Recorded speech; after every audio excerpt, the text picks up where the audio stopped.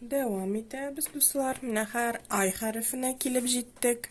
Ай хәрефе бик җиңел хәреф дип уйлыйм мин. Аны инде бер кыска гына таяк ясап, өстенә нокта язып куябыз. Менә булай, шул килеш. Өстән аска төшерәбез дә, яңадан күрсәтәм. Һәм юл өстеннән әзрәк менә монда буш урын калдырып, ноктасын язып куябыз. Менә бу прописта ул нишләптер менә мондый койрык белән ясалган. Әгәр дә инде укытучыгыз шулай итеп сорый икән, укытучыны тыңларга инде, әмма мин менә аны алай итеп яздыртмасым. Җиңелрәк итеп яздыртырым, үземә дә аңлатуы җиңел булыр ул чакта. Һәм тикшерүләр дә җиңел булыр. Юнәлешен үтибез опять. Шуны кат-кат әйтәм. Беренче кат ясалды. Моны асларыннан, буларны асларыннан сызып куям. Чөнки ул дөрес ясалган хәрефләр. Икенче катын кушабыз. Контроль нокталарын, юл башы, өстеннән, юл азагы, астыннан диелсен. Һәм инде ноктасы өстә булсын. Менә бу хәрефкә бик мөһим аның кыска булуы, таягының кыска булуы, чөнки кайбер бала менә булай язып өйрәнә. Һәм аннары бик зур проблемага әйләнә ул, чөнки ай хәрефенең без беләбез, менә булай итеп языла зур хәрефе. Монда бу прописта бәләкәй хәрефләр язылган. Кай чакта бит зур хәреф белән язылганмы сүз, бәләкәй хәреф белән язылганмы сүз мөһим була. Мәсәлән, сүзнең грамматик яктан да дөреслеген билгели ул. Кайсы хәреф кулланыла, зурысымы, бәләкәйме. Шуның өчен менә өйрәнгән чакта бала аңлап язырга тиеш. Бәләкәй хәрефен яза икән, ул кыска таяклы булырга тиеш. Менә монда буларны да мин сызып чыгам асларына, чөнки икенче каты да дөрес ителгән. Әгәр дә бала булайрак итеп яза башласа, ул хәрефләрне күрми калабыз. Көтәбез, әйбәтләренә игътибар бирәбез. Игътибар бирүе без шул асларына сызып чыгу белән билгеләнә инде. Менә булар сызылмаган булып калырга тиеш. Әмма аларга бер дә критика, бер дә начар сүз әйтү булырга тиеш түгел. Аларны күрмәгән төсле булып кабул итәбез. J хәрефенә күчәбез. Бик охшаган ул I хәрефенә. Шулай ук языла башы. Тик астына төшеп китә әзрәк һәм сулга таба борылып өскә менә. Менә монда бу ук күрсәтә шул юнәлешне. Шулай ук өстеннән нокта куелып чыга. Менә бу юнәлеш ягыннан әйбәт ясалган хәреф, астына сызык сызам. Беренче этапны бер дип язып. Бу видео өчен генә язам инде менә бу хәрефләрне мин. Аңлатыр өчен. Хәзер икенче этапны да кушабыз. Тиеп торсын кирәкле урыннарына, контроль нокталарга. Менә бу хәреф башы язу башлауны юлның менә бу өске кырыйннан башларга кирәк. Һәм юл астына төшеп, димәк, аны мондый дәфтәрдә ул булайрак булып күренәчәк. Ике шакмакның ничек нәрсәсе инде. Биеклеге булырга тиеш һәм өстеннән нокта. Ноктасы ул күренер өчен, ноктаны күрер өчен аны менә монда язмыйлар инде. Әзрәк өскәрәк язалар. Шулай итеп ул күренә башлый. Әгәр дә мин менә шакмакның бүтән киңлеген кулланам икән, бу хәреф бик үк матур килеп чыкмаска да мөмкин. Шуның өчен мин тәкъдим итәм киңлеген бер шакмакка җитмәсен. Һәм юлны язып бетерәбез. Менә бу прописта билгеле түгел бит, кайсы җиргә хәтле язуы. Менә монда миңа икеле. Барыбер бөтенесе булар үтәгәннәр инде бөтен кагыйдәләрне дип әйтик.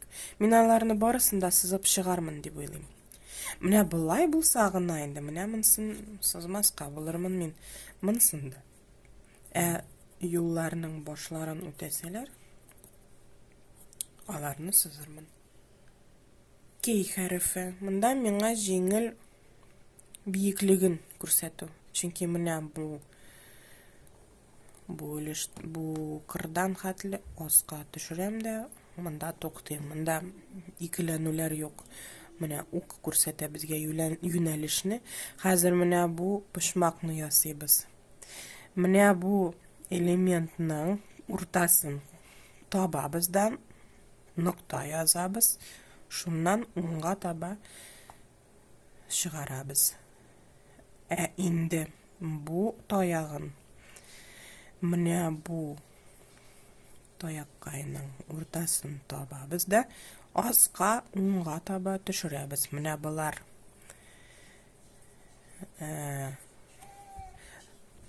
менә бу аякның асты, менә бу таякның башы астында булса, җиңел була, аңлатуы, аңлавы да. Димәк, әле булар менә ничек кенә язганнар, укларын күрсәткәннәр. Аны ничек дип язабыз инде булай. Бу язганда катлаулы була. Башта таякны языйк. Бу астагы өлешнең яртысына, уртасына нокта куеп, уңга таба чыгарабыз. Бу таякның уртасында нокта куеп, аска таба чыгарабыз. Һәм менә монда, менә бу башын, бу таяк башының астына нокта куйык та, менә һәр буларны икесен бергә туташтырабыз. Менә булай килеп чыга. Менә булай. Ул бәлки бик матур булмаса да, аны аңлатуы җиңел. Һәм икенче вариант, бу беренче вариант булсын ди. Икенче вариант, ике таягын да гади гына менә шушы һаман ноктаны һаман шуны кулланабыз. Үстән өскә берсен чыгарыйк һәм аска берсен чыгарыйк. Бу әзрәк бала-чага язган төсле булып күренер, әмма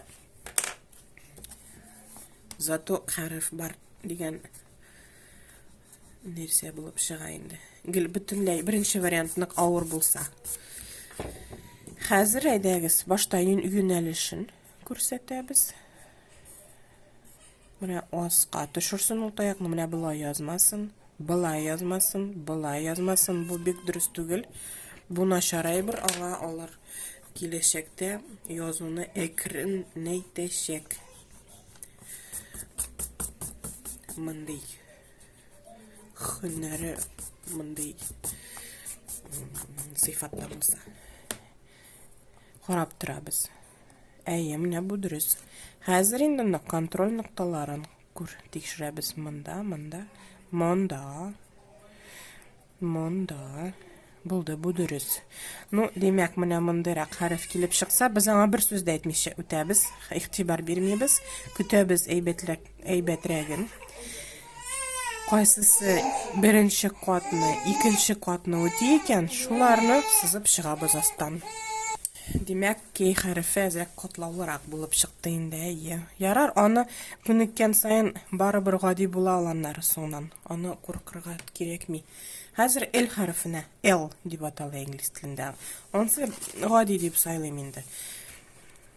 Ике шакмак биеклеген генә язып. Менә булай. Демәк, бу озын сызык кына сызылган төсле булып чыга инде. Туры булсын. Менә монда бу койрыкны минем үз язуларымда кулланганым юк. Аны инде сұраған укытучы сырый икән, аны әлбәттә ясарга кирәк. Монда иң мөһиме өстән аска төшүе. Бу прописьне кабатлап язам мин. Әмма үзем язганда мин менә шул килешкә калдырам. Сезгә дә тәкъдим итәм. Беренче каты үтәлгән. Һәм инде һәр контроль нукталарында карыйк. Менә бу юлның өске кырые, бу юлның аска кырые туташтырылган булырга тиеш. Шул гына булды. Бала, әгәр дә инде күрәсез икән, менә мондый вариантларны аларга кабат әйтәм. Игътибар бирмичә, бер сүз дә әйтмичә үтеп китәбез, көтәбез әйбәтләрен. Бер генә әйбәт кырыв булып чыкса да, шуны сызасыз да, бер сүз дә әйтмисез бүтәннәргә. Шуның белән бу видео безнең тамам.